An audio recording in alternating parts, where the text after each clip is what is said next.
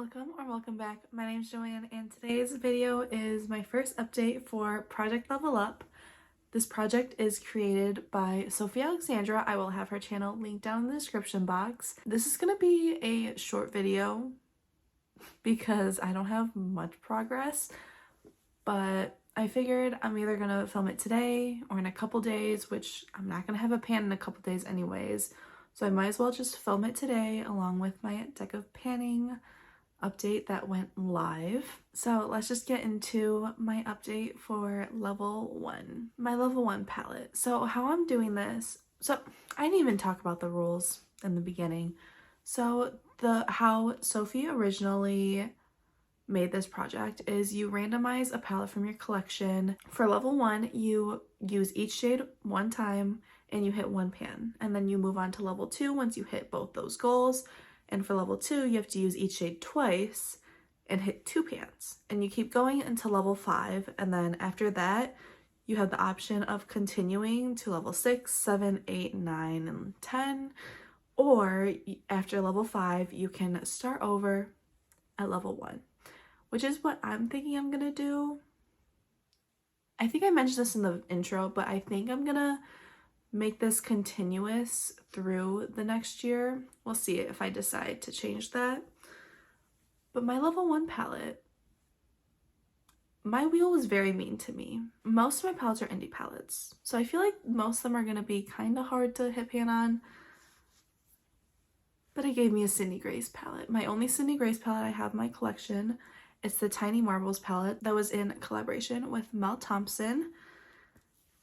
And this is what the palette looks like. I have not used each shade once yet. So the shades that I still need to use are Scarab, which doesn't surprise me because this is a shade that intimidates me. I don't love like blue-brown shades. They just look bad on me. Like, it looks like a bruise on my eye. But I have to use that one. And then I also have to use BB, this yellow gold. I don't love yellow golds on me either. I also have to use Mantis, which is this pretty sage green shade. I can't believe I haven't used this yet. I'm very overwhelmed with eyeshadow panning right now, and I'm just trying to balance it out. And then I also have Meadowhawk, which is this like pinky coral with a gold shift. And then the rest of the shades I've used at least one time. So let me just go through the rest of them and tell you my uses for them. Web I have used 6 times. So this is one of my focus shades. I do have 2 focus shades going on right now just to see which one I hit pan on first. So that's one of them. And then Tree Hopper, right? Yes, Tree Hopper is actually the other one. And I've used this 7 times. So you can tell that in a web, you can at least see that I've used it. But Tree Hopper, there isn't even a difference. This is gonna take forever.